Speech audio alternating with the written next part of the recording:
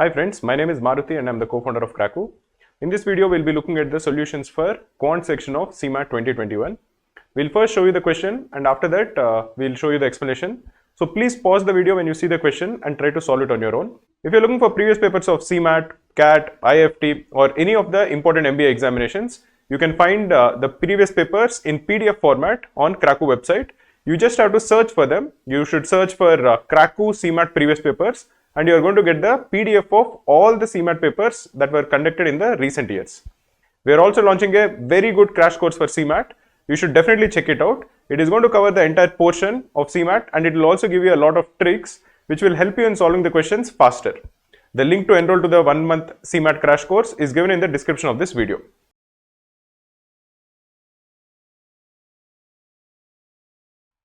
In this question, we are told that Anuj takes 1 day to complete a job.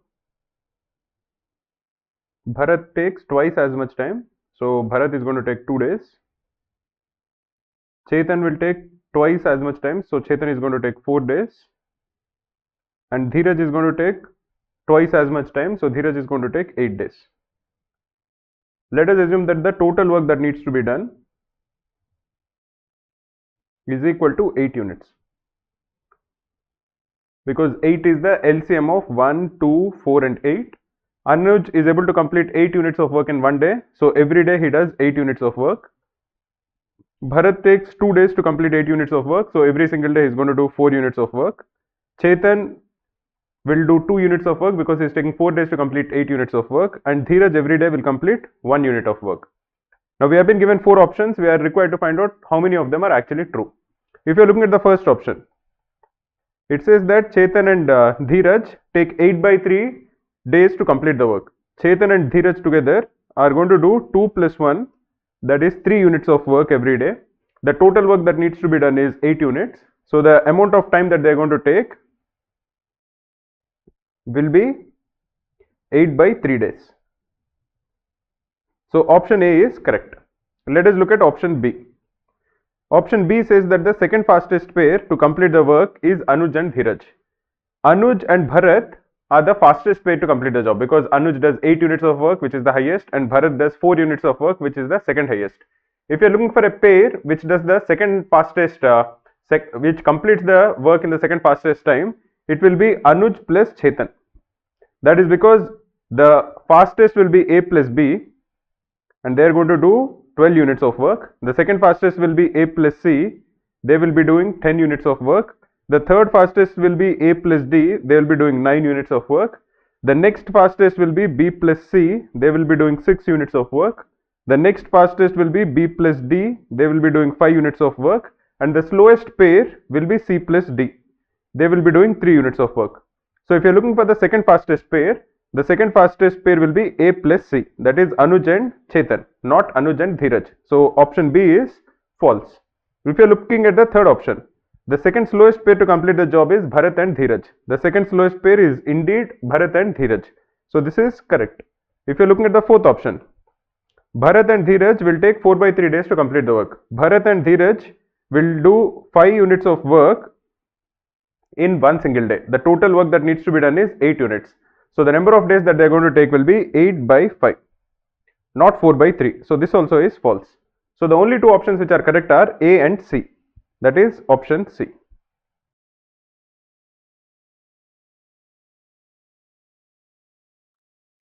In this question, we are given 10 digits. The odd digits that are given are 3, 5, 7, 5 and 3.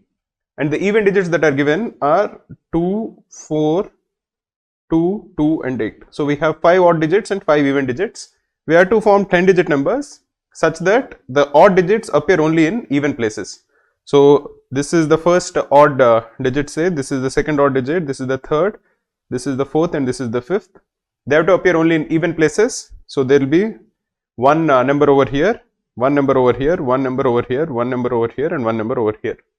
Essentially this is the first digit of the 10 digit number, this is the second digit, this has to be odd, this has to be even, this has to be even, this is odd, this is even, this is odd, this is even and this is odd. These 5 odd digits can occur only in these places. And these 5 even numbers can appear only in the places where we have written E. So essentially, the total number of 10-digit numbers that can be formed is the arrangements that are possible of the 5 odd digits amongst themselves, multiplied by the number of arrangements that are possible of the 5 even digits amongst themselves. If all of these 5 digits are unique, then the answer is quite simple. If all the 5 odd digits, for example, are unique, the number of ways in which we can arrange them will be 5 factorial. But over here we have 3 repeated 2 times and 5 repeated 2 times. Similarly, if all the even numbers are unique, the number of ways in which we can arrange them will be 5 factorial. But over here we have 2 which is repeated 3 times. In general, if you are given a set of n digits which have some repetitions, suppose there are 3 A's, there are say 2 B's and all the remaining are say unique, and there are a total of say n digits over here. Then the number of ways in which we can arrange them will be n factorial divided by, because A is repeated 3 times, 3 factorial, B is repeated 2 times, so 2 factorial, and if there is any other digit which is again repeated, and if say it is repeated 3 times, then we again divide it by 3 factorial and so on. So in the first case, we have 5 odd digits in which 3 is repeated 2 times and 5 is repeated 2 times. So the number of ways in which we can arrange them will be 5 factorial, which is the total number of digits, divided by 2 factorial into 2 factorial. 1 2 factorial is because 3 is repeated 2 times and 1 2 factorial is because 5 is repeated 2 times. Similarly, the number of ways in which we can arrange the 5 even digits will be again into 5 factorial divided by, because 2 is repeated 3 times, 3 factorial. So the correct answer will be 5 factorial whole square divided by 3 factorial into 2 factorial whole square, which is option D.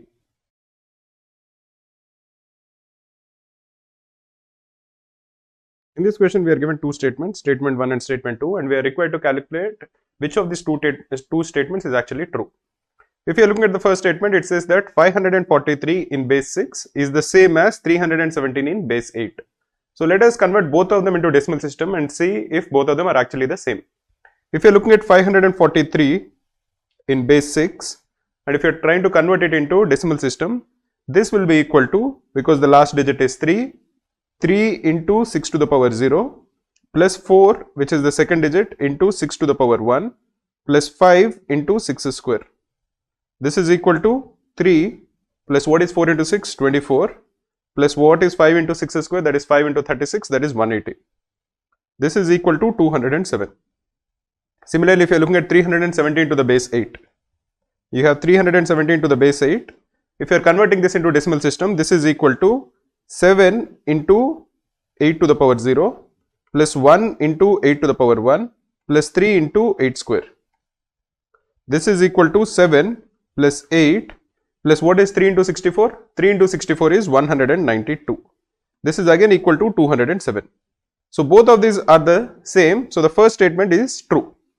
If you are looking at the second statement, it says that the last 4 bits, basically the last 4 digits of any multiple of 16 in binary notation is 1000.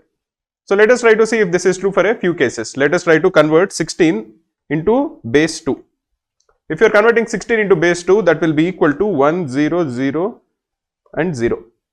There is a very simple way in which you can do this. 1, 0 in base 2 is actually 2. 100 in base 2 in decimal system it will be 4. 1000 is 8. And 10,000, basically 1 followed by 4 zeros is 16. 16 is a multiple of 16, so clearly the second option is not true, because the last 4 digits is 4 zeros, not 3 zeros. So the first statement is true and the second statement is false. So the correct answer will be option C.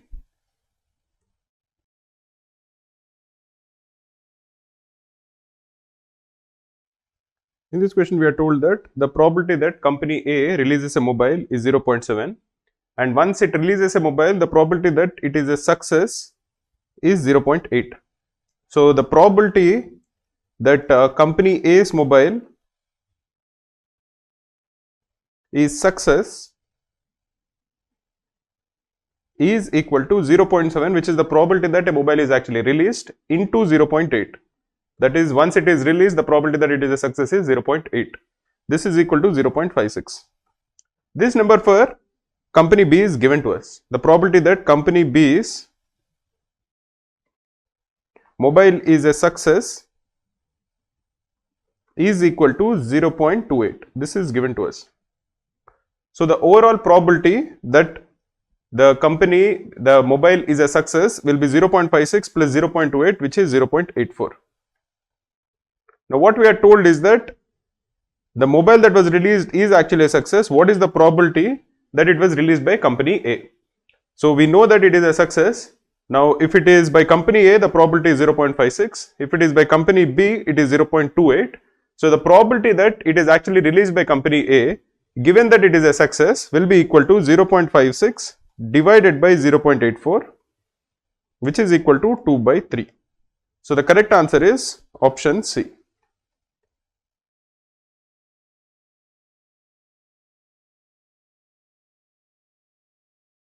In this question, we are told that A is 3 by 2 times B. So A is equal to 3 by 2 into B.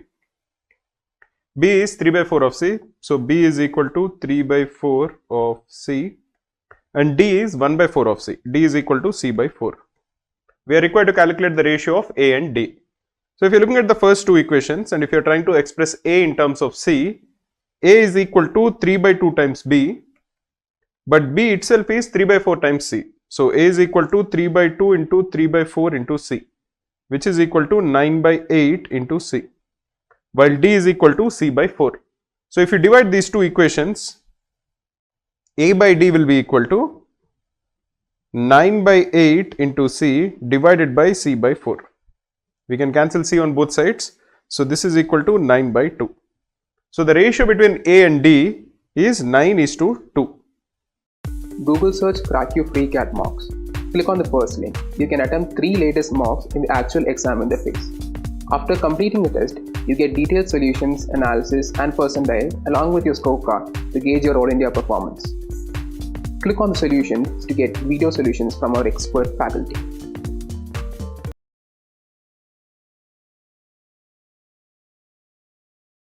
In this question, we are told that pipe X can fill a tank in 12 hours, while pipe Y can empty it in 18 hours. Let us assume that the volume of the tank is the LCM of 12 and 18, which is equal to 36 liters. So in 1 hour, the amount of water that is filled by X will be equal to 36 divided by 12, which is equal to 3 liters. And the amount that is emptied by Y is 36 divided by 18, which is 2 liters. So every hour X fills 3 liters and every hour Y empties 2 liters. We are told that both the pipes are opened at 8 am, and after some time pipe Y is closed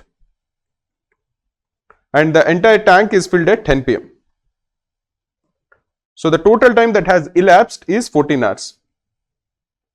So X is open for 14 hours and the total amount that it has filled in this 14 hours will be 3 into 14, which is 42 liters. The volume of the tank is 36 liters. So the amount that is emptied by Y is 6 liters, which is equal to 42 minus 36. In how much time will Y empty 6 liters? Every hour it empties 2 liters. So if it has emptied 6 liters, it was open for 3 hours. Both the pipes were opened at 8 am. Pipe Y was closed after 3 hours. So it was closed after 11 am. So the correct answer is option C, which is 11 am.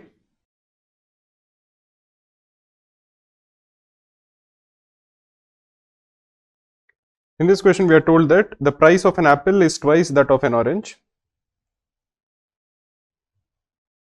and the price of an orange is thrice that of a banana. Let us assume that the price of a banana is ₹1. Therefore, the price of an orange will be ₹3, because one orange costs 3 times as much as a banana and one apple is 2 times that of an orange, so it will cost ₹6. Now, the price of an apple increases by 10%. The price of an orange increases by 30%. And the price of a banana increases by 20%. we are required to calculate the percentage increase in the price of 20 apples plus 20 oranges plus 20 bananas. What was the original cost of 20 apples? It will be 20 into 6, which is 120. The original cost of 20 oranges will be 20 into 3, that is 60. And the price of 20 bananas will be 20 into 1, so that is 20. So this initially costs rupees 200. After the increase, because apples have gone up by 10%, the price of an apple will be 6 into 1 plus 10%, or that is 6 into 1.1, which is equal to 6.6.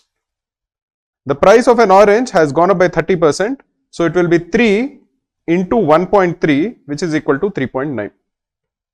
And the price of a banana has increased by 20%. Initially it was 1 rupee, so now it becomes 1.2 rupees. So what is the price of 20 apples now? It will be 20 into 6.6 plus 20 oranges will be 20 into 3.9 plus 20 bananas will be 20 into 1.2. 20 into 6.6 is 132 plus 20 into 3.9 is 78 plus 20 into 1.2 is 24. 132 plus 78 is 210 plus 24 is 234. The original price was 200, now it is 234. So the percentage increase will be 34 divided by 200 into 100, which is equal to 17%. So the correct answer is option B.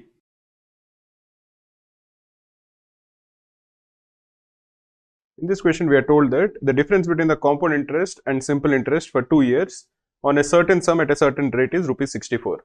We are also told that the compound interest for 2 years is 704. So the compound interest is 704. This would imply that the simple interest, which will always be lesser than the compound interest, less than or equal to the compound interest, will be equal to 640, because that is 704 minus 64. Let us assume that the principal is P and the rate of interest is R. So what is the simple interest at the end of 2 years? That will be 2 into P into R. This is equal to 640. And what is the compound interest? That will be P into 1 plus R whole square minus P. This will be equal to 704. If you are simplifying the second equation, this would imply that 2PR plus PR square is equal to 704. We know that 2PR is 640. This would imply that P into R square is 64. And we know that 2PR is equal to 640. If 2PR is equal to 640, the value of PR is equal to 320.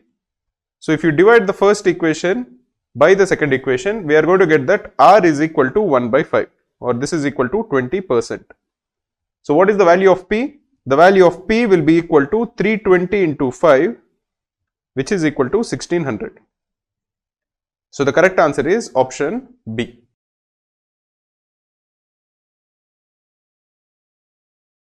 In this question, we are told that a vessel has 500 liters of milk and 50 liters of milk is replaced with 50 liters of water, and this process is continued 2 more times. What is the percentage of milk left in the vessel at the end? If the volume at the start is V, the formula to determine the amount of milk that is left at the end of n times of this procedure is volume V into 1 minus K divided by V whole to the power n. K is the amount that is being replaced, V is the volume of the container. In this particular case, this process is repeated 3 times. So the value of n is 3. The volume of the vessel V is 500 ml. And the amount that is being replaced is 50 liters. So the value of K is 50. This would imply that the volume of the milk that is left in the container after 3 times will be equal to 500 into 1 minus 50 by 500 whole cube. This is equal to 500 into 50 by 500 is 0.1, 1 minus 0.1 is 0.9, 0.9 whole cube. This is the amount of milk that is left in the container after 3 times of this procedure. We are asked to calculate the percentage of milk in the vessel at the end. So you divide it by the volume of the vessel, which is 500, and multiply it by 100. Then you will get the percentage. 0.9 whole cube is 0.729. 0.729 into 100 is 72.9%. So the answer to this question is option B, which is 72.9%.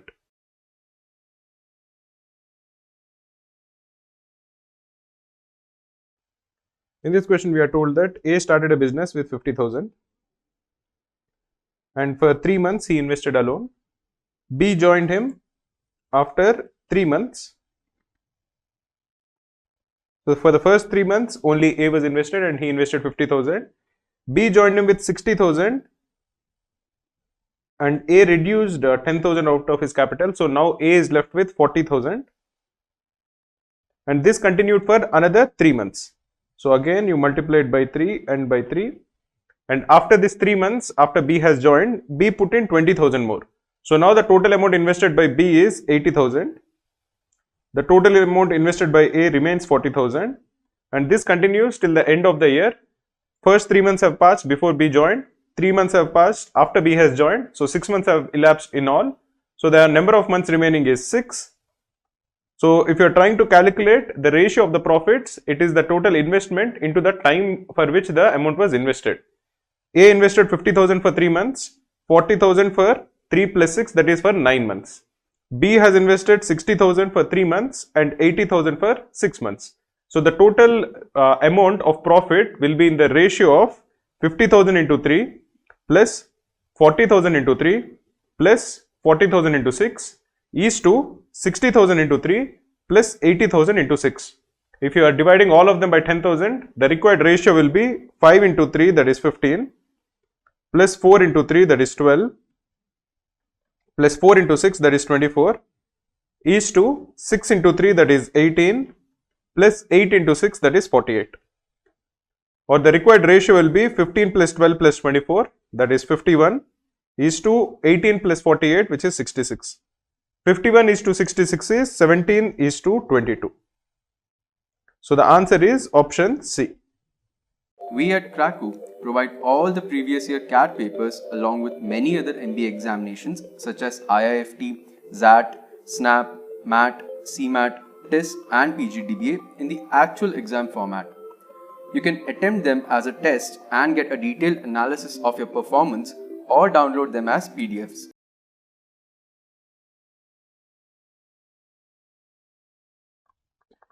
In this question, we are told that a company has 252 engineers and the number of electronics engineers to the number of computer engineers is in the ratio 2:1. So let us assume that the number of electronic engineers is 2x and the number of computer science engineers is x. So the total number of engineers is 3x, which has to equal 252, or the value of x will be 252 divided by 3, which is 84. So the number of computer science engineers is 84, the number of electronics engineers is 2 into 84, which is 168. But now some engineers were added, some new computer science engineers were added, so that the ratio becomes 1:1. So the number of computer science engineers that are added has to be 84, and now the total number of electronics engineers remains 168 because no new electronics engineer was joined, but the number of computer engineers also becomes 168. Now we are told that the average age of all the engineers now is 22. And we are told that the average age of the computer engineers is 2 less than the average age of the electronics engineers. So let us assume that the average age of the computer engineer is A. So the average age of the electronics engineer is A plus 2. The overall average age is 22. And the total number of students will be, total number of engineers will be 168 plus 168, which is 336. What this would imply is that 168 into A plus 2, which is the total age of the electronics engineers, plus 168 into A, this has to equal 336 into 22. You can divide the entire equation by 168. So A plus 2 plus A is equal to 2 times 22, which is 44. Or the value of A will be equal to 21. So the average age of the computer engineers is 21. And A plus 2 will be 23. So the average age of the electronics engineer is 23. If you are looking at the options given to us, the average age of the electronics engineer is 21. This is wrong. The average age of the electronics engineer is 23. So C is correct. The average age of the computer engineer is 21. This also is correct. D is average age of electronics engineer is 25. This is wrong. E is average age of computer engineer is 23. This also is wrong. So the only two options which are correct are B and C.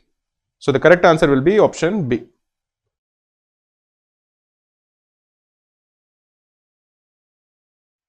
In this question, we are told that in a triangle PQR, PS is perpendicular to QR and S divides QR in the ratio 3:1 internally. We are told that PQ is 21 and PR is 9. We are asked to calculate the length of QR. So let us draw the triangle PQR. This is PQR. We are told that there is a point S which is perpendicular, and if you join S to P, this is PQR, there is S. PS is perpendicular to QR, and we are told that S divides QR in the ratio 3:1. So this is 3 and this is 1. So let us assume that the length of QS is 3x and the length of SR is x. PQ is equal to 21 and PR is equal to 9. We have two right angle triangles. We have PQS, which is a right angle triangle, and we have PRS, which is also a right angle triangle. So the length of PS square plus QS square will be equal to PQ square. This is Pythagoras theorem, wherein the square of the two non-hypotenuse sides, if you are summing them up, you are going to get the square of the hypotenuse side. Similarly, in triangle PSR, PS square plus RS square is equal to PR square. If you are subtracting one equation from the other equation, you are going to get that QS square minus RS square is equal to PQ square minus PR square. What is QS square? That will be 3x whole square, which is 9x square, minus RS square is x square. This is equal to PQ square, this is 21 square, minus PR square, this is 9 square. 21 square is 441 minus 9 square is 81, this is equal to 360. 360 is equal to 8x square, or the value of x square is equal to 45. So the value of x is 3 square root of 5. What are we required to calculate? We are required to calculate the length of QR. QR will be equal to 3x plus x, that is 4x. So the length of 4x will be 12 square root of 5. So the correct answer is option D.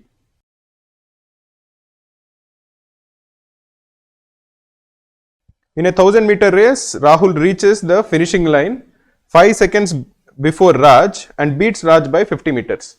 So if Rahul and Raj, both of them are running in a 1000-meter race, say this is the 1000-meter race, Rahul is going to beat Raj by 50 meters. And this is also equal to 5 seconds. Or essentially what this implies is that Raj will cover this 50 meters in 5 seconds. So the speed of Raj will be equal to 50 divided by 5, which is equal to 10 meter per second. This would tell us that the time taken by Raj to finish this 1000-meter race is 1000 divided by 10, which is equal to 100 seconds. So the time taken by Rahul will be 95 seconds, because remember that he has beaten Raj by 5 seconds. So Rahul finishes the 1000-meter race in 95 seconds. Therefore his speed will be 1000 divided by 95. If you divide the numerator and denominator by 5, this is equal to 200 divided by 19, which is equal to 10 by 19 meter per second. So the correct answer is option C.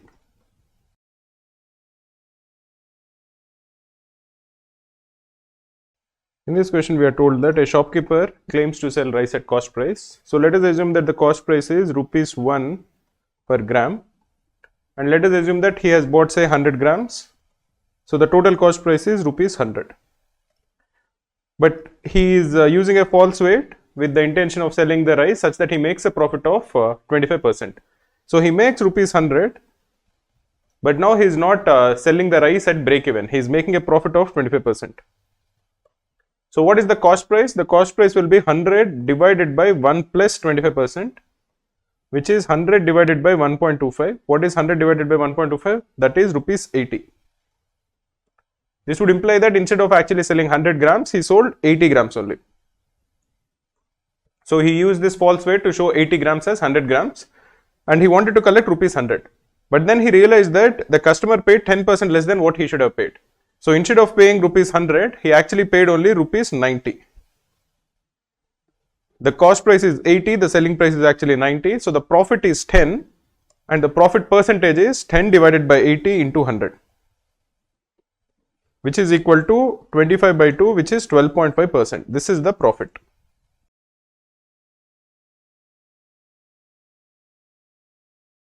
In this question, we are told that there are two people who are trying to solve a quadratic equation. Let us assume that the quadratic equation is x square plus px plus q is equal to 0. So the sum of the roots of this quadratic equation will be minus p, and the product of the roots of this quadratic equation will be equal to q. We are told that Sarika made a mistake in reading the coefficient of x and obtained the roots as 12 and 16. If the coefficient of x is there is a mistake in it, it would mean that the constant term is correct. So the product of the roots will equal 12 into 16, which is 192. And Meera made a mistake in reading the constant term of the equation. So the coefficient of x will be correct in her case. And the sum is minus 22 plus minus 6, which is minus 28. Therefore, the sum of the two roots will be equal to minus 28. So the equation will be x square plus 28x plus 192 is equal to 0. Why is this the case? Because one of them has made a mistake in reading the coefficient of x, but the constant term is correct. Constant term represents the product of the roots, and the product of the roots of 12 and 16 is 192. So the product of the original roots is also equal to 192. Another person made a mistake in the constant term, but that would mean that the coefficient of x is correct. That is, the sum of the roots is actually correct. The sum of minus 22 and minus 6 is minus 28. So the sum of the original roots is also equal to minus 28. So the required equation is x square plus 28x plus 192 is equal to 0, which is x plus 16 into x plus 12 is equal to 0, or the value of x is minus 16 or minus 12. So the two roots are minus 16 or minus 12. So the correct answer is A and B only. Google search CrackU free CAT mocks. Click on the first link. You can attempt 3 latest mocks in the actual exam interface. After completing the test, you get detailed solutions, analysis and percentile along with your scorecard to gauge your All India performance. Click on the solutions to get video solutions from our expert faculty.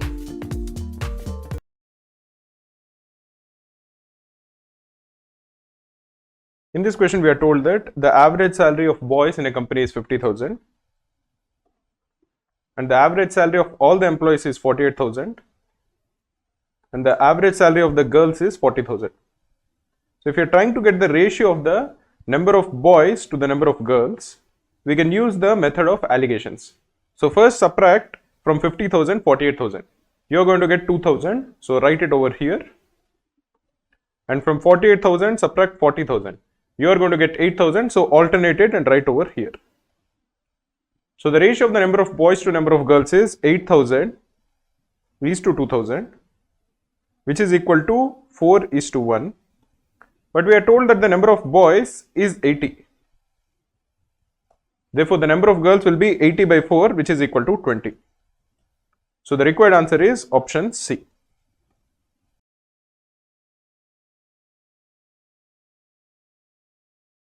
In this question, we are told that there is a roller which is like this, and this is required to level a particular road.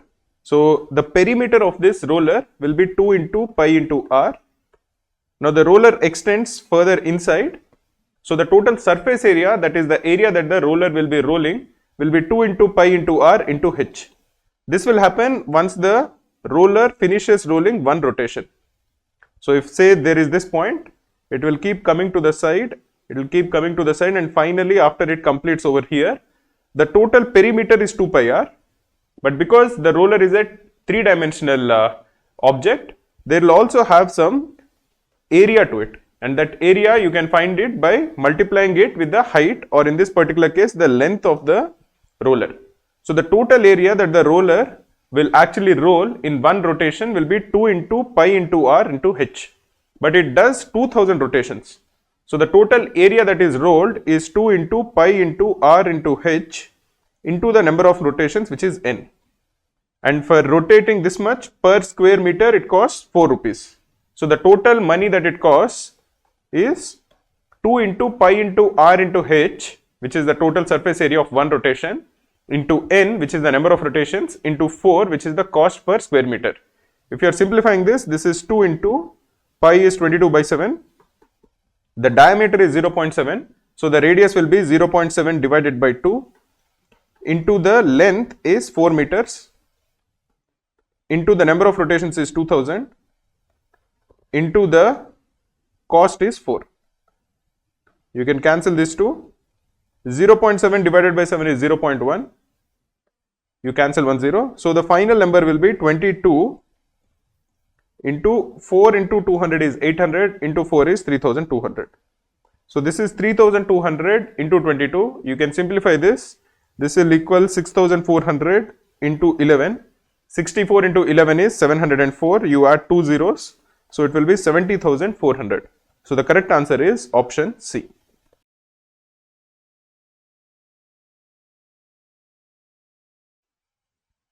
In this question, we are asked to find out the minimum value of 3 into 6 plus x into x plus 12 divided by 2 into 4 plus x, where x is greater than 4. Let us assume that x plus 4 is equal to y. Because x is greater than minus 4, x plus 4 that is equal to y will be greater than 0.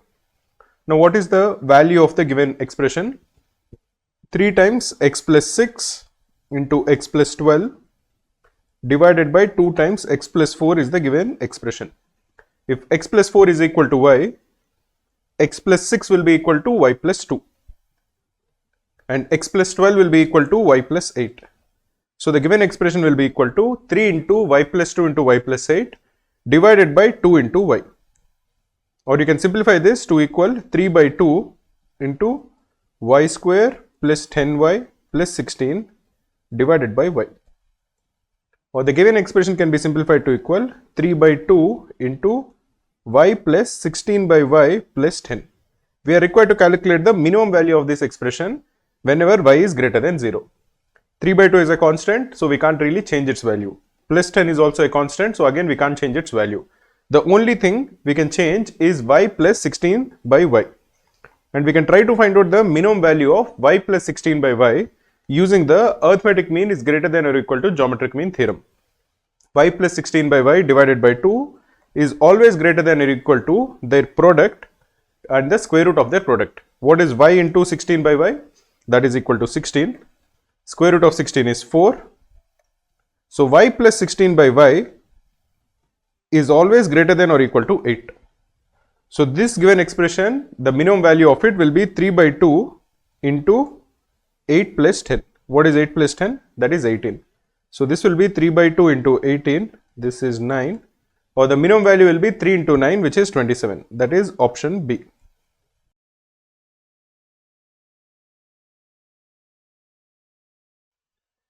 In this question, we are given a series. The first term of the series is 2 into square root of 2. The second term is 4 divided by square root of 3. The third term is 4 into square root of 2 divided by 3 and so on. If you are looking at the consecutive terms of the series, there is a common ratio. If you are dividing the second term by the first term, what is 4 divided by square root of 3? This is the second term divided by 2 into square root of 2. This is equal to, because 4 divided by 2 into square root of 2 is square root of 2 divided by square root of 3. If you are dividing the third term by the second term, the third term is 4 into square root of 2 divided by 3 and the second term is 4 divided by square root of 3. So this will be equal to square root of 2 divided by 3 because you will cancel 4's and square root of 3 in the denominator will come to the numerator into square root of 3. Or this can again be simplified to equal square root of 2 divided by square root of 3. As you can see, the common ratio between consecutive terms is the same. This is square root of 2 divided by square root of 3, which is a number which is less than 1. If you are given an infinite geometric progression which is of the form a, ar square and so on till infinity, then the sum of this geometric progression will be equal to a divided by 1 minus r if r lies between minus 1 and plus 1. In this particular case, the common ratio, which is square root of 2 divided by square root of 3, is less than 1 and it is a positive number, so it is greater than 0. So this fits our condition. So the sum of this geometric progression will be 2 into square root of 2, which is the first term, divided by 1 minus square root of 2 divided by square root of 3. Or this can be simplified to equal 2 into square root of 6 divided by square root of 3 minus square root of 2. But if you want to eliminate the denominator, then we'll multiply the numerator and denominator with square root of 3 plus square root of 2 divided by square root of 3 plus square root of 2 into this term, which is 2 into square root of 6 divided by square root of 3 minus square root of 2. The reason we have multiplied is because square root of 3 plus square root of 2 into square root of 3 minus square root of 2 will be 3 minus 2, which is equal to 1. So this can be simplified to equal 2 into square root of 6 into square root of 3 plus square root of 2. So the correct answer is option C.